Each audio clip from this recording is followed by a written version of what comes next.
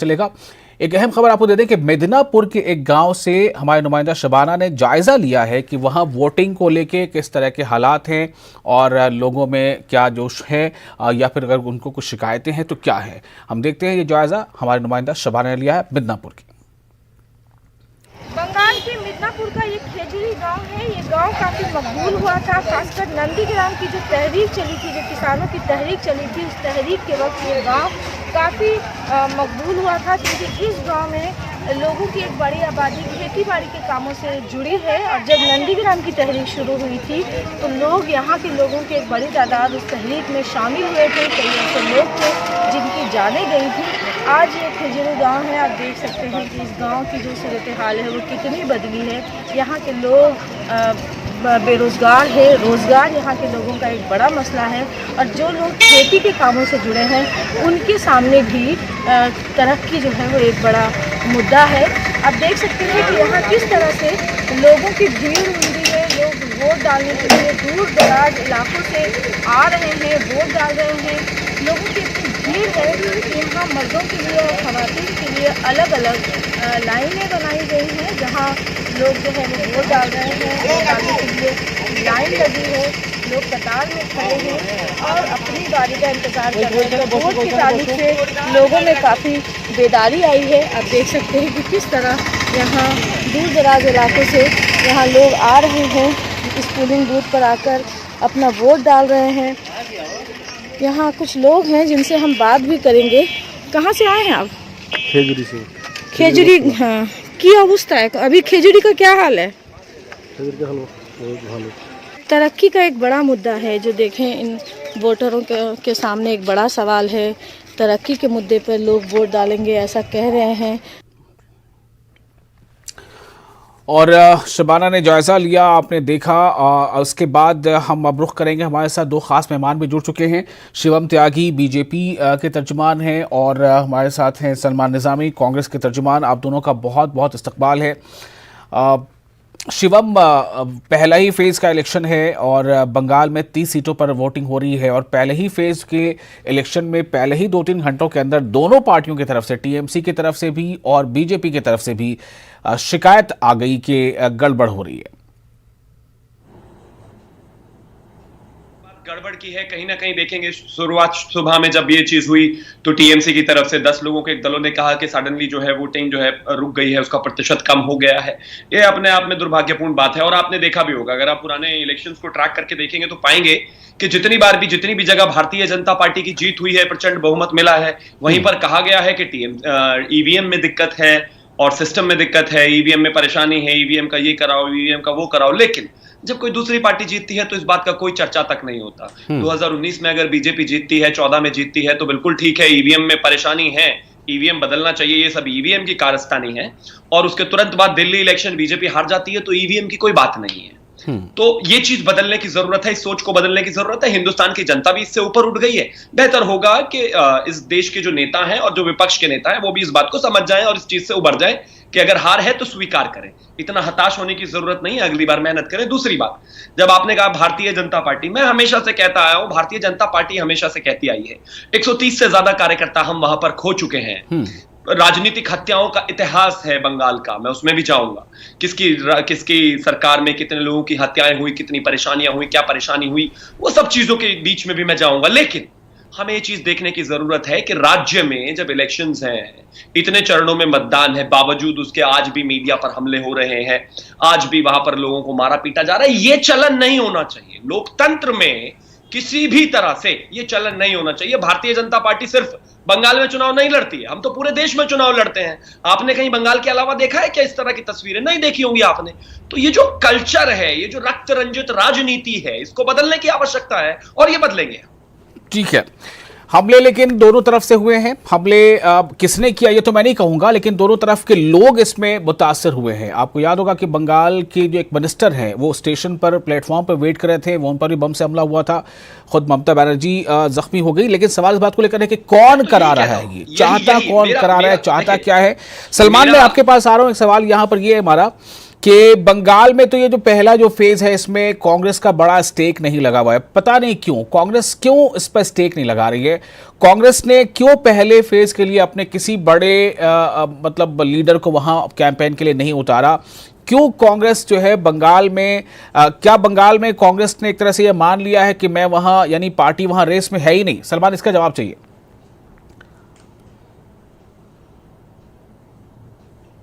देखिए, कांग्रेस जो है एक तंजीम है जिसने सेकुलरिज्म के एजेंडे को जो है प्रमोट किया, ना कि कम्युनलिज्म को। और देश में जो ताकतें हिंदू और मुसलमान की राजनीति करती हैं और जो विकास की राजनीति नहीं करती, हम उन ताकतों को खत्म करने के लिए हमें बहुत जगहों पे हमने सेक्रीफाइसेस भी किए। आपने देखा महाराष्ट्र में शिवसेना के साथ हमें अलायंस करना पड़ा और वहां सरकार लाई हमने और बीजेपी को हटाया। और जहां जहां कांग्रेस को लगता है कि वो कमजोर है तो वो सेकुलर वोट को डिवाइड नहीं करना चाहती। नुकसान जो है वो सेकुलर किसी भी तंजीम को नहीं होना चाहिए। दूसरी बात जो है, बीजेपी कंपेन किस पे कर रही है। बीजेपी की हिपोक्रेसी यहां एक्सपोज होती है कि पहले इन्होंने 6 साल में पहली बार आज किसी भी इलेक्शन में पाकिस्तान और चाइना का जिक्र नहीं किया और ये लव लेटर लिख रहे हैं आज पाकिस्तान के वजीर आला को, जिनको ये कहते थे, जो गाली गलौज जिन पे जंग की बात होती थी, जो हिंदुस्तान के मुसलमानों को गालियां देते थे, कहते थे पाकिस्तान चले जाओ, आज तो यही लोग जो है लव लेटर लिख रहे हैं। तो इनको ये मालूम हुआ है कि बंगाल की जनता जो है वो इस बार जो है इस शिकंजे में नहीं फंसने वाली कि आप हिंदू मुस्लिम का कार्ड, कौन सही हिंदू है, कौन असली हिंदू है, कौन नकली हिंदू है, कौन जय श्री राम के नारे देगा, कोई नहीं देगा। तो ये पॉलिटिक्स अब खत्म हो गई है साहब। अब इस बेस पे आप नहीं इलेक्शन जीत सकते। अब आपको वोट लेना है तो आपने काम करना है लोगों का। ये आप नहीं बोल सकते कि कौन आप दाढ़ी उगवाएं, आप जय श्री राम के नारे लगाएं, आप पाकिस्तान को गालियां दें। ये सब कार्ड फेल हो चुका है। अब बंगाल की जनता जो है वो जागरूक हुई है और ये चाहती है कि वहां विकास होना चाहिए, चाहे कांग्रेस हो चाहे कोई और तंजीम हो, सेकुलर तंजीम। और सबसे बड़ी खूबसूरती जो आपके चरण ने भी दिखाया, आप किसी भी कंपेनिंग में जाए, किसी का भी इंटरव्यू आपने लिया, उन्होंने सिर्फ ये कहा कि बंगाल ही वो एक वाहिद जगह है जहां हिंदू मुस्लिम सिख ईसाई इस बार एक होकर इलेक्शन लड़ रहे हैं। कम्युनलिज्म नहीं चल रहा है और वो आपको रिजल्ट में दिखेगा। जो परसेंटेज आपने दिखाई ये उसी का नतीजा है कि बंगाल की जनता। चलिए, मैं इस पे क्रॉस क्वेश्चनिंग करूंगा, लेकिन फिलहाल आपको वोटिंग फीसद की जो ताजा जानकारी वो दे देना चाहता हूं। मगरबी बंगाल और असम में इंतखाबात का पहला मरहला जारी है। बंगाल में 30 सीटों पर, असम में 47 सीटों पर वोटिंग हो रही है और जो वोटिंग की फीसद अभी तक हमें मौसूल हुई है उसके मुताबिक मगरबी बंगाल में 4 बजे तक 70.17% पोलिंग दर्ज की गई है। असम में 4 बजे तक 62% पोलिंग दर्ज की गई है। हमने आपसे कुछ देर पहले भी बताया था कि ये पोलिंग बहुत कुछ कहती है, ये फीसद बहुत कुछ कहता है। बंगाल में 4 बजे तक अगर 70 से ज्यादा फीसद वोटिंग हो रही है तो इसका मतलब अभी है कि और जो आंकड़े अभी देर शाम तक मौसूल होंगे उसके मुताबिक शायद ये कहीं 80 तक ना पहुंच जाए या उसे पार ना कर जाए। असम में 4 बजे तक 62% पोलिंग दर्ज किया। हालांकि मैंने आपको बताया था कि असम का भी अभी ये शायद डेटा और कलेक्ट होगा, हमारे पास अभी आ रहा है, क्योंकि लगातार उसमें तरमीम हो रही है, कुछ एडिशन हो रहा है। असम में 3 बजे तक भी ये फीसद काफ़ी करीब जा चुका था। 3 बजे तक असम में ये फीसद दर्ज हो चुका था, तकरीबन 60 के ऊपर ही, लेकिन बहुत तेज़ी से ये फीसद आगे बढ़ रहा है। और ये एक खुशायद बात है कि जमहूरियत के इस मौके पर जब लोगों को ये एहसास होता है कि उन्हें जमहूरियत ने क्या हक दे रखा है और लोग अपने हक रायदही का इस्तेमाल कर रहे हैं, तो ये बड़ी बात है कि इस तरह से इतना बढ़ चढ़कर लोगों की उसमें शमूलियत हो रही है, लोग इसमें शामिल हो रहे हैं। तो ये एक इस वक्त की अहम खबर आपको मैंने बताया कि फीसद जो है वो काफ़ी खुशायंद है। और असम में भी बहुत तेज़ी से, असम में हालांकि 3 बजे तक ही ये फीसद यानी 60 तक पहुंच चुका था। हमें लगता है कि कुछ देर और हम इस पर बातचीत करते करते शायद ये फीसद में ज़्यादा नजर आएगा। मैं फिर से रुख करता हूं अपने दोनों मेहमानों का। शिवम, ये बढ़ता फीसद, क्या ये वाकई बहुत अच्छी बात नहीं है कि 4 बजे तक बंगाल में 70 से ज़्यादा फीसद वोटिंग हो गई है और 3 बजे तक का ये आंकड़ा था 62 का, उसमें और कुछ इजाफा 4 बजे तक असम में भी हो गया होगा। शिवम, इस पर क्या कहेंगे आप? पहले तो मैं एक चीज कहना चाहता हूं, मैं अपने भाई को थोड़ा सा जवाब दे दूं यहां पर, सलमान निजामी साहब को। अगर आपको किसी को हिपोक्रेट कहना है तो हिपोक्रेट ना कह के उसको कांग्रेसी कह दे तो वो समझ जाएगा कि वो क्या कहना चाह रहा है दूसरा व्यक्ति। इसका एग्जाम्पल देता हूं, सेक्युलर तंजीमें, बदरुद्दीन अजमल इनके लिए सेक्युलर तंजीम है, कमाल की बात है। सिद्दीकी जिसके साथ ये मिलकर चुनाव लड़ रहे हैं वो सेक्युलर तंजीम है इनके लिए, कमाल की बात है। हार्डलाइनर शिवसेना भी इनके लिए सेक्युलर तंजीम हो गई है। ये कहां से सेक्युलर की परिभाषा अपने हिसाब से आप बदल लेते हो? पहले तो कॉन्स्टिट्यूशन ऑफ इंडिया में सेक्युलर शब्द आपने जोड़ दिया। सलमान, आपको जवाब देना चाहिए। नहीं है, महबूबा मुफ्ती ने तो पाकिस्तान का शुक्रिया अदा किया था।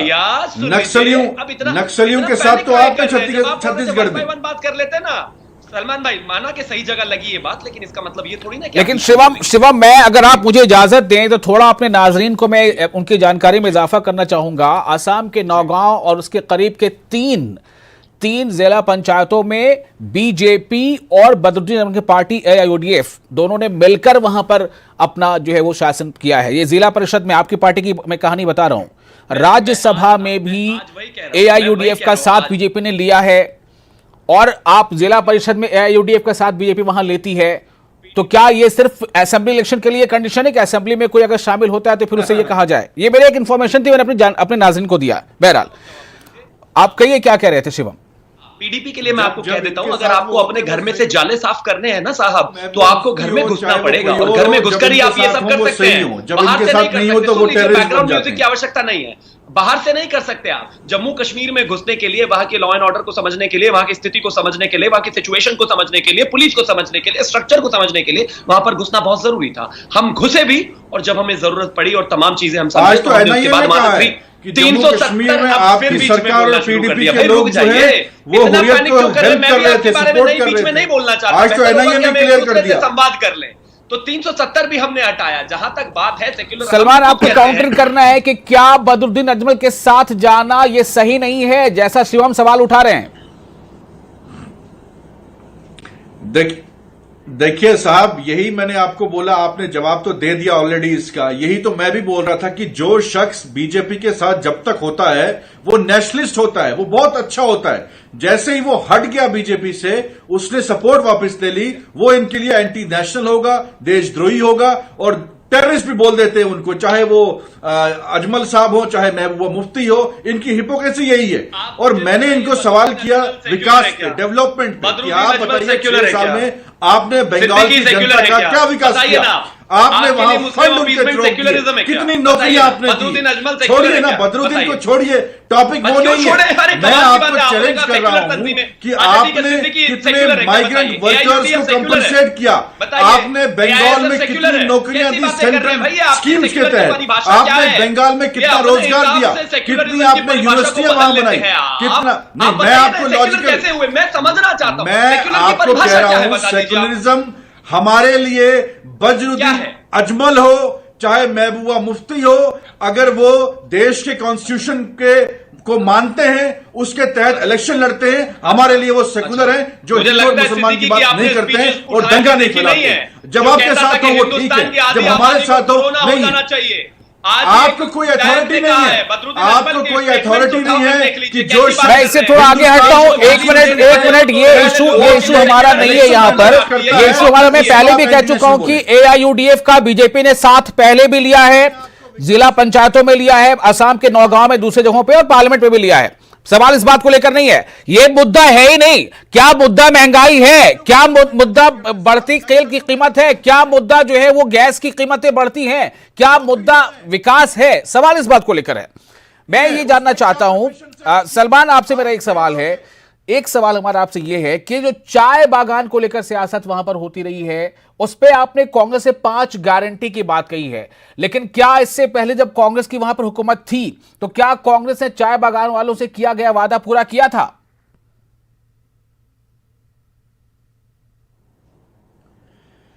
देखिए, जो हालत इन 6 सालों में हुई है, पूरे देश की इकोनॉमी इस वक्त जो है बिल्कुल -5% से नीचे आ चुकी है। ये सिर्फ आसाम की बात नहीं है, आज बंगाल के आप यूथ से पूछिए, रोजगार कहीं नहीं है, पूरे देश की यह हालत है। आज हमने जो वादा किया है, उस वक्त जीडीपी हमारी जो है वो 10 से ऊपर थी।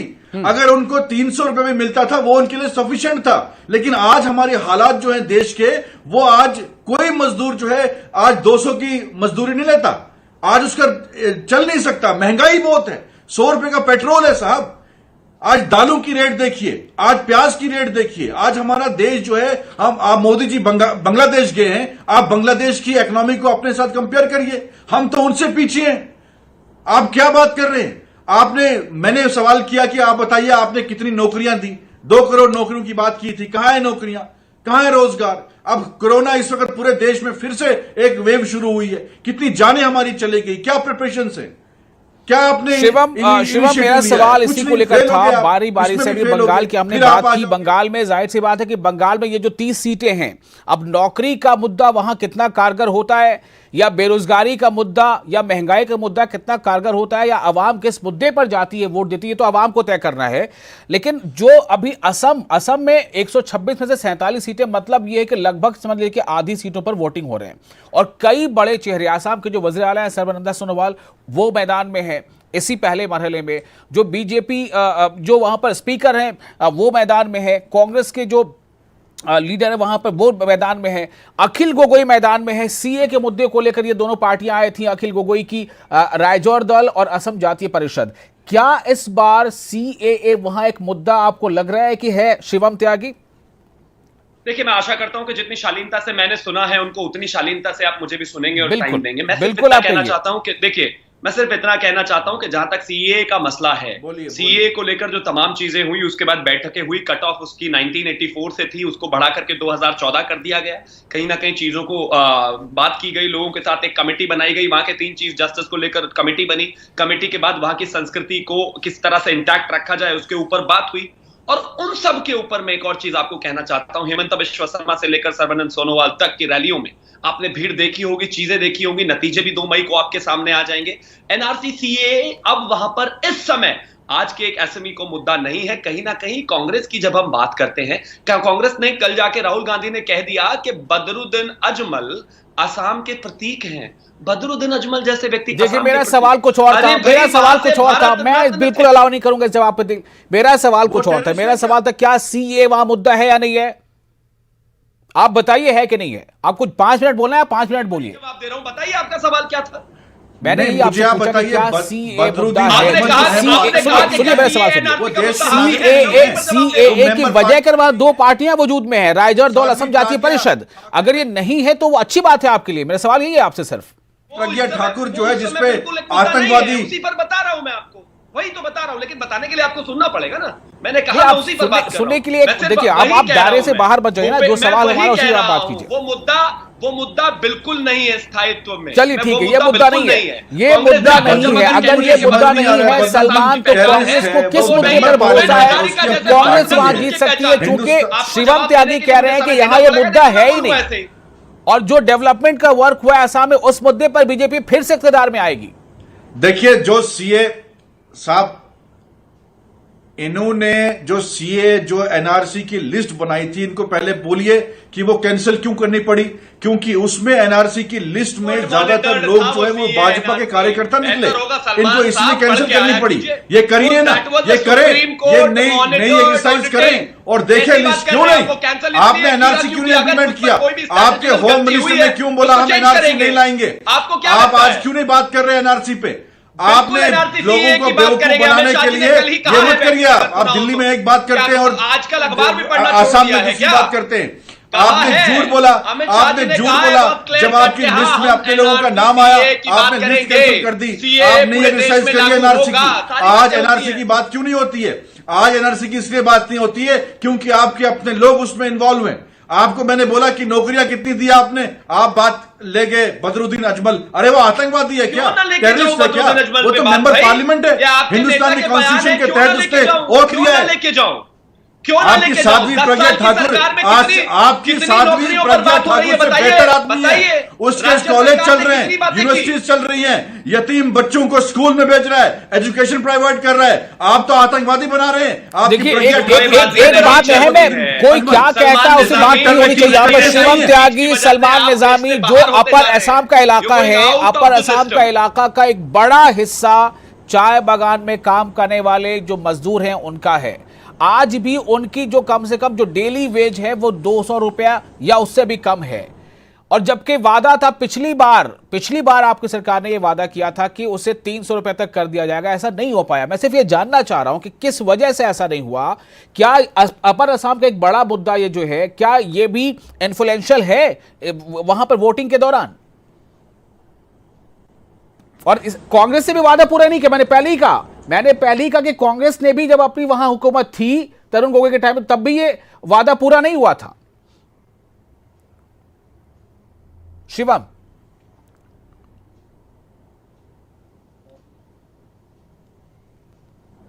आपको मेरी आवाज नहीं मिल रही है? सलमान निजामी, सलमान, एक ये सवाल मेरा है, आपने 5 गारंटी में वहां ये बात तो कर दी है कि आपने 365 रुपए तक आप देंगे, लेकिन इससे पहले ऐसा नहीं हुआ है। तो क्या वहां असम के जनता, खासतौर से जो प्लकर्स हैं जो चाय की पत्तियां तोड़ते हैं वहां पर, क्या उन्हें भरोसा हो पाएगा आपकी इस 5 गारंटी पर?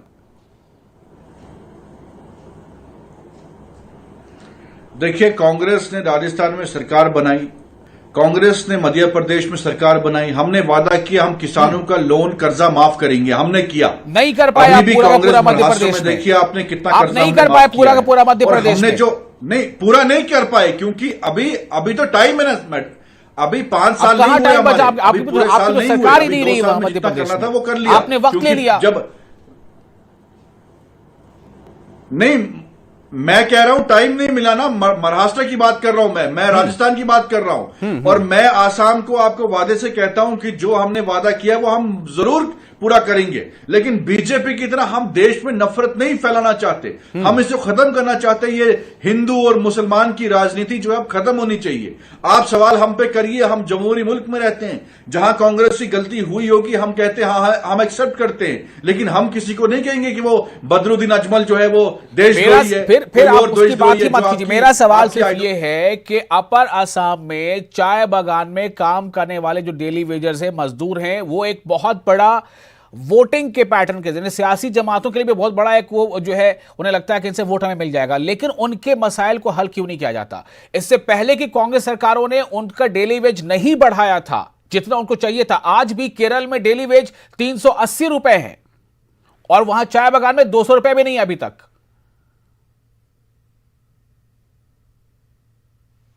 जो है उनको लोन्स की स्कीम प्रोवाइड्स की गई थी, काफी सहूलियात दी गई थी, लेकिन ऐसी हालत नहीं थी जो इन 5-6 सालों में हुई थी। अब जो पीछे हुआ तो हुआ, अब हमने एश्योर किया उनको कि इस बार जो है पूरी गारंटी के साथ ये जो 5 गारंटियां हमारी उसको हम इंप्लीमेंट करेंगे, और जब हमारी सरकार बनेगी पहला काम हम यही करेंगे। जैसे हमने किसानों का कर्जा माफ किया राजस्थान में हमने नौकरियां भी दी लोगों को, बीजेपी की तरह नहीं किया आप एक भाषण में वो ऐलान करते हैं और फिर जमीन पे कुछ काम नहीं करते। हमने जो वादा किया है हम उसको निभाएंगे, जैसे हमने बाकी स्टेटों में किया, तभी हमें लोगों ने वोट दिया, और मुझे उम्मीद है कि इन 5 स्टेटों में जो इलेक्शन हो रहा है वहां बीजेपी हारेगी, और अलायंस जहां जहां है हमारा, चाहे डीएमके के साथ है चाहे बाकी पार्टियों के साथ है, हम जीत के आएंगे। जी, शिवम को मेरी आवाज मिल पा रही है क्या? Is audio okay now? Shivam Tyagi, आपको मेरी आवाज मिल रही है? हाँ, आवाज मिल पा रही है जी। शिवम त्यागी, मेरा सवाल यही था कि अपर असम जहां 47 सीटें हैं, अपर असम में 2-3 बड़े मसले हैं। एक जो इथनिक आइडेंटिटी ऑफ अहमिया, ये इस पर हम लोग थोड़ा बात तो पहले कर चुके। दूसरा मुद्दा है चाय बागान के मजदूरों की जो डिमांड रही है, उनसे किया गया वादा कोई भी सरकार रही हो पूरा नहीं करती रही है। क्या इस बार उनका भी एक जो है वो भी एक बड़ा मुद्दा है जो चुनाव को अफेक्ट कर सकता है?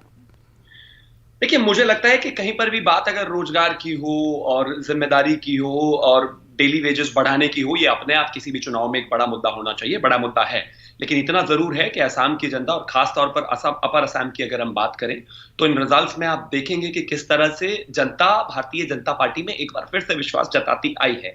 हिंदू मुस्लिम ना करने वाले लोगों ने क्या दिया, चाहे वो असम हो चाहे वो हिंदुस्तान हो, सिद्दीकी और बदरुद्दीन से लेकर महाराष्ट्र तक जाते जाते वो हिंदू हार्डलाइनर शिवसेना के साथ अलायंस कर लेते हैं और यहां पर बैठकर कहते हैं कि हम हिंदू मुस्लिम नहीं फैलाना चाहते हैं। खैर, मैं उस पर नहीं जाना चाहता, लेकिन हाँ, आपकी बात बिल्कुल सही है, ये मुद्दा बनेगा, बनना चाहिए। लेकिन जहां तक बात असम की है, असम के लोग और चाहे बंगाल के लोग भी हों, इस चीज को लेकर भारतीय जनता पार्टी में विश्वास रखेंगे। 5 साल से जो असम में हमारी सरकार रही है उस पर तमाम चीजों पर हमने काम किया है, आगे भी काम करेंगे।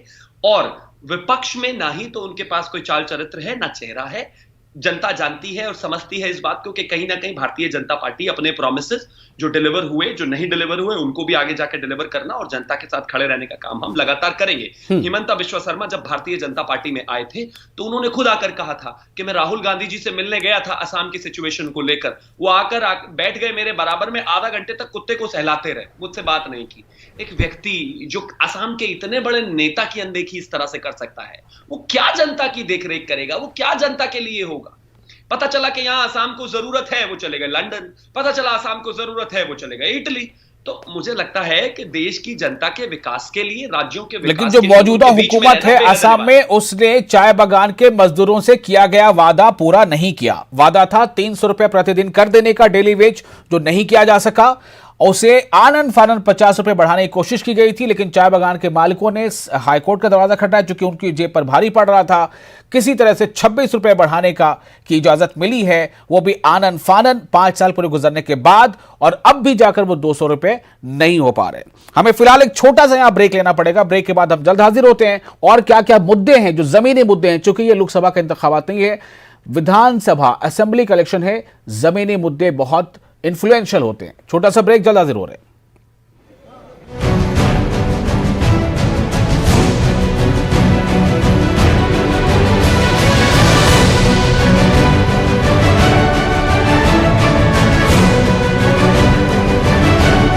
हीरे जैसे बदन को तराशता है एलॉयज भाषाएं हम बाहर निकलते हैं ताकि आप घर पर रह सकें।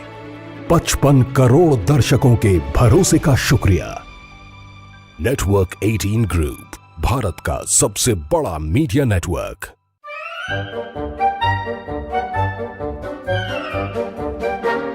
अखबार हुआ ठप, आउटडोर हुआ बेकार, टीवी ही दे रहा है विज्ञापन को तेज रफ्तार। करोड़ों दर्शकों तक न्यूज 18 पहुंचाएगा आपका ऐड। न्यूज 18 की टीम दमदार बनाएगी आपका ऐड शानदार। जल्दी कीजिए, कहीं छूट ना जाए ये सुनहरा मौका। हमें मेल करके उठा लीजिए बड़ा फायदा। ये स्पेशल ऑफर है अगले 15 दिनों तक। साथ ही मिलेगा हमारी वेबसाइट पर प्रमोशन। आज ही मेल करें adsales@nw18.com पर। न्यूज 18 इंडिया, आपका पसंदीदा नेशनल न्यूज चैनल, उपलब्ध है टाटा स्काई के चैनल नंबर 519 और एयरटेल के चैनल नंबर 318 पर। कोरोना की हर खबर देखते रहिए न्यूज 18 इंडिया पर। भैया राम राम, नमस्कार। हम बाहर ना जाना, कुछ बता रहे हैं, कुछ चेता रहे हैं। तो आपने लॉकडाउन के दौरान देखा कि हम क्या कर रहे हैं।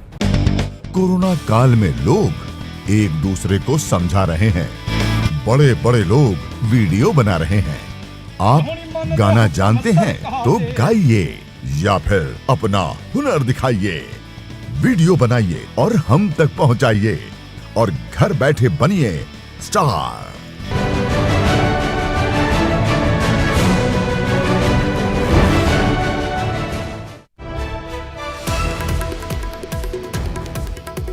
और इस वक्त अहम खबर ये है कि मगरबी बंगाल और असम में वोटिंग जारी है पहले मरहले के तहत, और 4 बजे तक का जो फीसद है वो 70.17% है बंगाल का और 62% है असम में।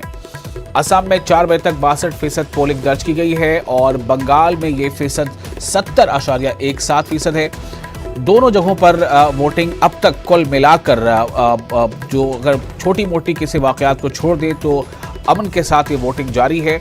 और इसको लेकर इलेक्शन कमीशन ने भी जो हिफाजती इंतजामात किए थे, जो सिक्योरिटी के स्टेप्स उठाए थे, उससे ऐसा लग रहा है कि वो कारगर साबित हुआ है और बहुत ही पीसफुली ये दोनों जगहों पर इंतखाबात जो हैं वोटिंग जारी है।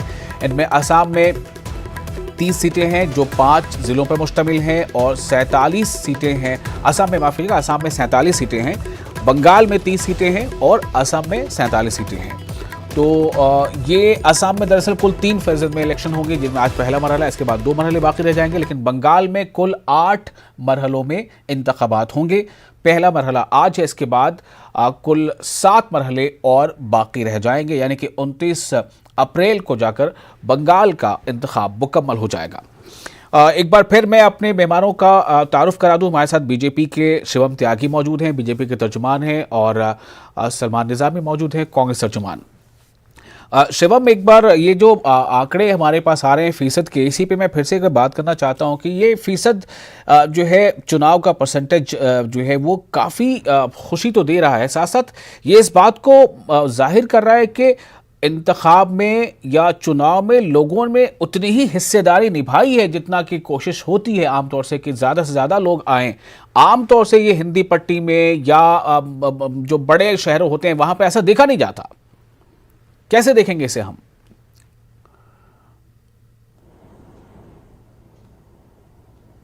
शिवम त्यागी, आपको मेरी आवाज मिली?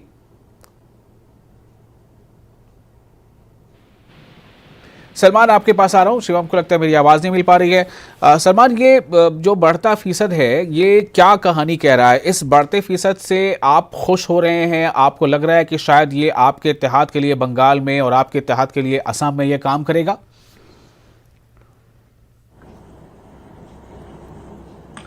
जी बिल्कुल, क्योंकि इस वक्त जो आम लोगों में परेशानी है वो आपने कहा कि आसाम में सबसे बड़ा मुद्दा जो है बेरोजगारी का है और जो वेजेस जो हैं उनके कम हैं, जो टी जो कलेक्टर्स हैं उनकी। और दूसरी बात यह है कि बंगाल में सबसे बड़ा मुद्दा जो है वो बेरोजगारी का है, नौकरियों का है।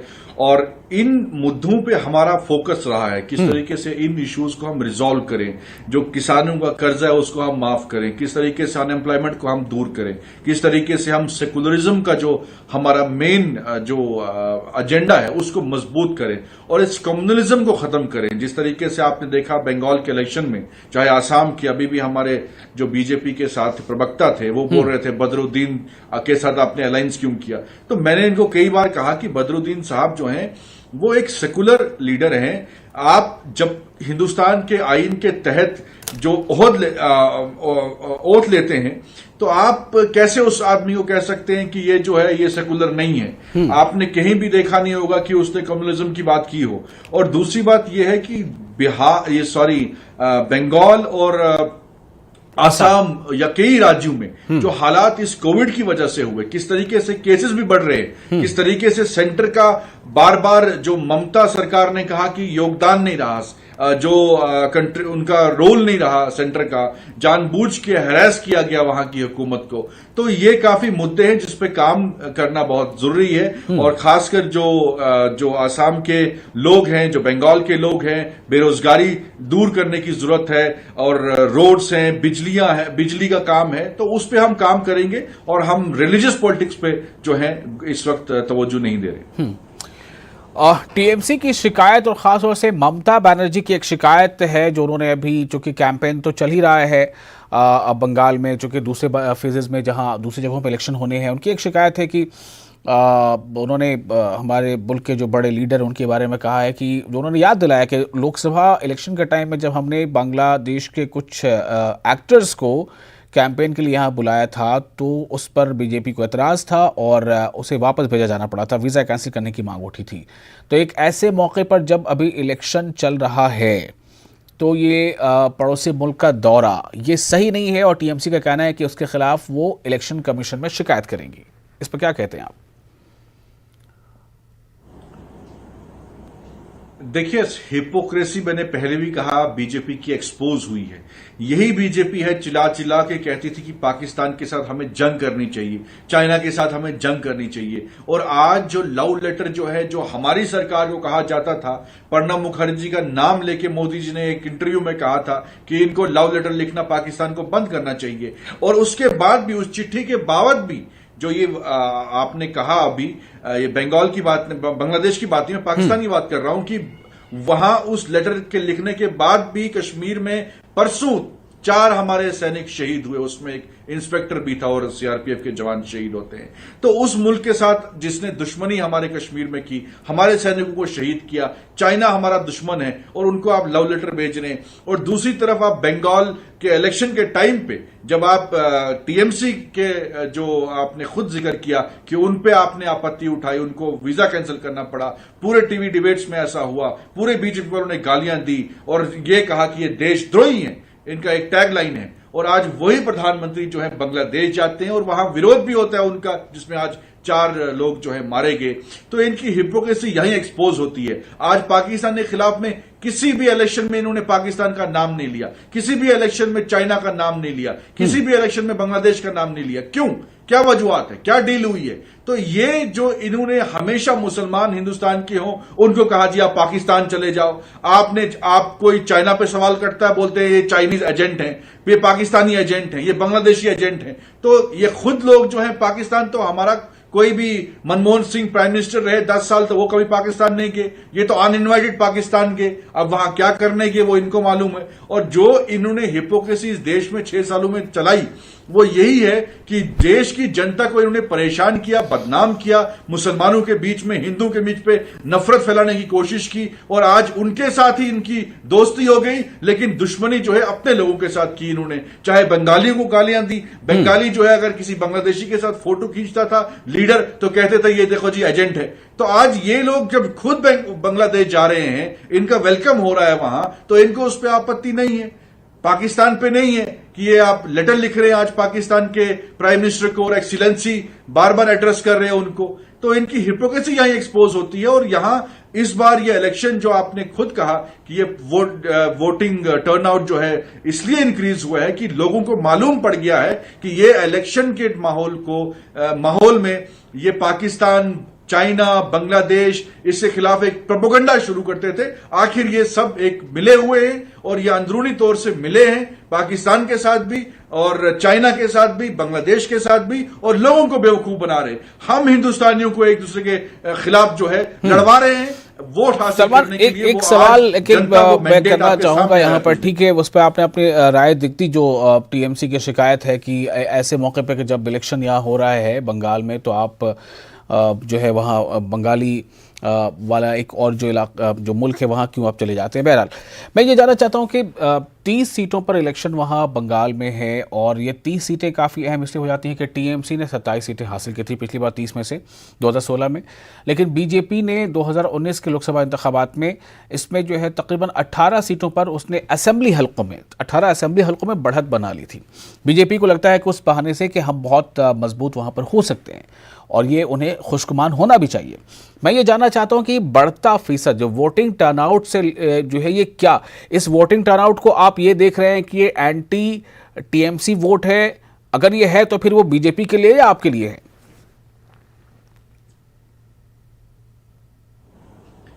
नहीं, देखिए, इस वक्त जो एजेंडा है हर पार्टी का ये है, जो सेकुलर पार्टीज है उनका ये है कि हम बीजेपी के कम्युनल एजेंडे को खत्म करना चाहते हैं पूरे मुल्क में। और कांग्रेस, मैंने पहले भी कहा कि कांग्रेस जो है वहां कंटेस्ट नहीं कर रही है जहां उसको लगेगा कि सेकुलर वोट को डैमेज होगा। कांग्रेस जो है वो चाहती है कि बीजेपी हारे किसी तरीके से, और इसीलिए हम हर सीट पे कंटेस्ट नहीं कर रहे। चाहे हमें सीपीआई के साथ अलायंस में जुड़ना पड़ा बंगाल में, हमें आसाम में बदरुद्दीन अजमल साहब के साथ जुड़ना पड़ा, क्योंकि हम चाहते हैं कि किस तरीके से इस मुल्क को बचाया जाए। और ये लोगों के सामने साफ हो गया कि जिस तरीके से इसी बीजेपी ने, आप बंगाल की कोई भी शख्स जो है अगर बांग्लादेश के साथ उनके रिलेशन स्ट्रांग हो जाते हैं तो ये कहते थे कि ये जी एजेंट है, ये जी एजेंट है, उसको गालियां देनी पड़ी। और अगर चाइना के पे कोई सवाल उठाता था अपोजिशन का लीडर तो कहते थे ये चाइनीज एजेंट है। पाकिस्तान पे स्ट्राइक पे कोई सवाल उठाता था तो कहते थे ये पाकिस्तानी एजेंट है। तो ये जो है अब माहौल बदल गया है और लोगों के दिमाग में एक बात बैठ चुकी है कि बीजेपी सबसे हिपोक्रेट जमात है और इनका काम जो है लोगों को डिवाइड करना है, हिंदू और मुसलमानों के बीच में नफरत फैलानी है, और इन्होंने कोई रोजगार नहीं देना है और कोई भी नौकरियां नहीं देनी है, कोई भी इन्होंने वेजेस बढ़ानी नहीं है, कोई भी कर्जा माफ नहीं करना है। हमारे किसान अभी भी 3 महीने से वहां आप सिंगू बॉर्डर पे बैठे हुए हैं, कोई फिक्र नहीं, कोई इनको परवाह नहीं उनकी। वो बेचारे भूखे प्यासे वहां लोग जो हैं सड़क पैदल चल चल के इस लॉकडाउन में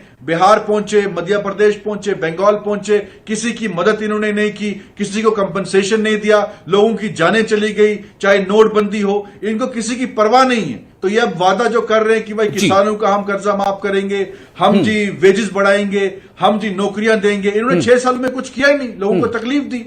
तो ये एक्सपोज हो गए हैं और ये जो आज टर्नआउट हुआ है मुझे लगता है ये उसी का एक मैसेज है आसाम और बंगाल की जनता ने दिया है कि हम इस बार बीजेपी को हराएंगे चाहे कुछ भी हो। तो मतलब कांग्रेस ने इस बार पूरा जो है तकिया कर रखा है बंगाल में लेफ्ट पर कि लेफ्ट की जो जमात है उनके सहारे ही हमें जो मिल जाए सो मिल जाए, लेकिन ये कि बीजेपी को वो ना मिले जो बीजेपी चाहती है। और इसीलिए राहुल गांधी का फोकस ज़्यादा साउथ में है। प्रियंका गांधी जो वो असम में लगातार दौरे कर रही हैं, लेकिन बंगाल में ना तो अभी तक राहुल पहुंचे हैं ना प्रियंका गांधी पहुंची। हो सकता है ये अपनी अपनी एक स्ट्रैटेजी है, हर पार्टी उसके लिए जो है वो आज़ाद है कि वो क्या चाहती है इलेक्शन में, अपना स्टैंड कहाँ मजबूत है कहाँ कमज़ोर और क्या स्ट्रैटेजी वो उस पर अमल करना चाहती है।